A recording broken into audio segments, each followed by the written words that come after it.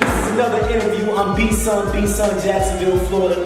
This man right here in front of me, he's a powerful man. He's been involved in a lot. And I'm going to let him speak for himself and tell him who he is and what he's running for in Jacksonville, Florida. Well, my name is Connell Crooms. I am an organizer activist in Jacksonville, Florida. I am running for mayor of Jacksonville. In my work in Jacksonville, especially leading Black Lives Matter.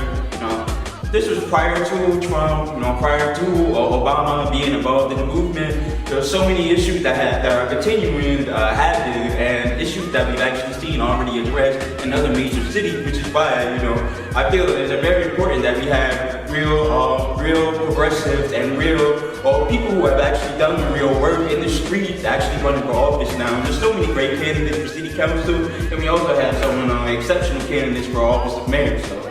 Yes, sir. Yes, sir. Well, due to my budget, I'm just gonna be 100 with y'all. This interview is gonna be unorthodox. I'm about to jump straight in. So to start it off, you're running for mayor, correct? Yes, sir, mayor. The mayor of Duval County, Jacksonville, Florida. Duval. Yes. Now, what have you been doing in your past? Because I did my resume, I researched, and you've done a lot, but the people don't know what you've been involved in, what you've done. What changes have you tried to make happen in this city? Absolutely. Well, I'm not just an activist. I am also a union member as well. The Teamsters Local 512. So I've done a lot of union work. So a lot of my work has been in social justice and also in organized labor. Fighting for 15. Although we haven't won $15 minimum wage, we have not won that yet. But we wage those struggles in the union. But we continue to push those demands in an organized way through the union. And so a lot of my work has also, had the privilege a few years back to go on strike with the Chicago teachers, which was an amazing experience to see that sort of mass movement where it wasn't just teachers on strike, but sanitation workers were on strike, bus drivers went on strike. So that building that sort of solidarity is it's historical. It has history in Jacksonville, where Jacksonville has done before, but we've not seen it over the last few years because of the attacks on the government and the right to work state, which basically is actually right to work for less. So I thought that major corporation, namely UPS being a $6 billion a year corporation, so you work for all those major companies, and you also work alongside folks who are in the shipping industry, logistics industry. And Jacksonville has a major logistics industry where we're the number importer and exporter in Florida. So that's also very important, the role that Jacksonville played, and not just the state, but on the national scene as well. So that's been just part of my work, just a little bit on workers' issues I fought for and continue to fight for, and also black issues, Black Lives Matter movement I've been a part of. Also, we shut down downtown Jacksonville. We shut down. This was about maybe 3 years ago, where we had 1,000 people come out, and we had a rally where we literally marched through Riverside all the way. We didn't get on the highway, but it was a major impact where the bridges were shut down. Nobody was going in or out in downtown Jacksonville. We had folks get arrested, and then we go over to the jailhouse, shut down the jailhouse, and say, you know what, we're not leaving until those people get released, and we won that as well. So it's been a very successful few years, and I think one of the biggest successes that we've had is actually getting Angela Corey out of office, who was a state attorney, who was probably the worst state attorney in the history of the nation. So she is, in her office and her administration, we were the leading state for putting kids in prison, especially charging them as adults. Jacksonville was number one. Our state attorney was number one in leading that. And actually came out to find that we actually violated human rights laws. This is stuff that was agreed upon by nation at the UN, United Nations level. And Angela Corey basically had no care in the world for black lives, no care in the world for especially black children. So the fight against private prisons and the fight against those sort of interests continues, because just because we managed to get Angela Corey out of office doesn't mean that we managed to win over the corrupt elements that continue to put black kids in prison. So wow. Wow.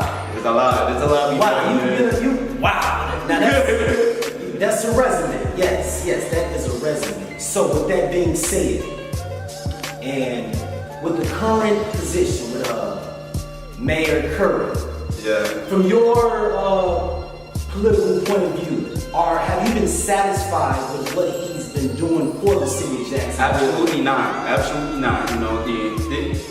Lenny Curry, he's had 3.5 years, almost 4 years to actually make progress in Jacksonville. Now here's an important point that I cannot fail to mention. The city of Jacksonville's government is actually only 50 years old. So we've had 50 years of consolidated government that have yet to actually establish a vision and establish a plan for the future. Which is why I've done a lot of traveling. I don't know if you have, and I've gone to major cities. And Jacksonville built itself as a major city, but its very makeup as a major city is not on the level that other major cities are. And an important fact that all major cities in America are all progressive. And we have to have progressive leadership. Jacksonville doesn't have any of that. And so it's hard to say that, you win the office for mayor and then you support folks like Donald Trump who are actually regressive, who put us back. So I can say with confidence after 3.5 years of Mayor Lenny Curry's term, that I am absolutely not satisfied. I've not heard anybody who is. When you have 70% unresolved crime rate, then that's a problem. And violent crime has actually gone up since you've been in office.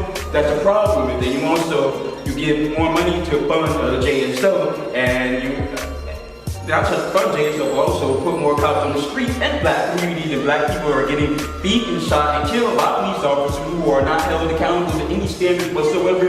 That's the problem. So I don't think anybody should really believe and fall into this idea that everything is good. Everything is not good. So okay, wow. I see a lot of those things I was unaware about that you just spoke on.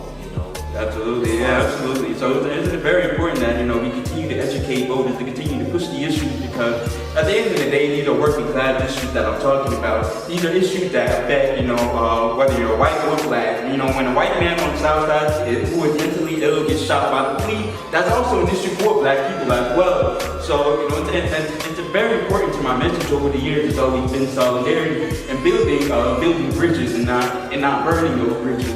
So over the years, as we build bridges and we talk to other folks, working folks, whether they're black, white, or Hispanic, you should start talking to those people. You say, okay, you may not know my struggle, but I understand your struggle as a working man, as a working person. At least on that basis, I can stand beside you and support your issue as a working individual, where you have a right to fair housing, you have a right to living wage, you have the right to health care, you have the right to all these things. But the truth of the matter is that these ideas are new. These are ideas that Obama was talking about 10 years ago. So at what point do somebody who is coming up in the world is saying, okay, this is the world that my parents promised me, but the promises all seem broken to her generation and the generation before, and to mine now, the millennial generation. Too many broken promises. So the government is about leadership. You can't lead and break promises to the people.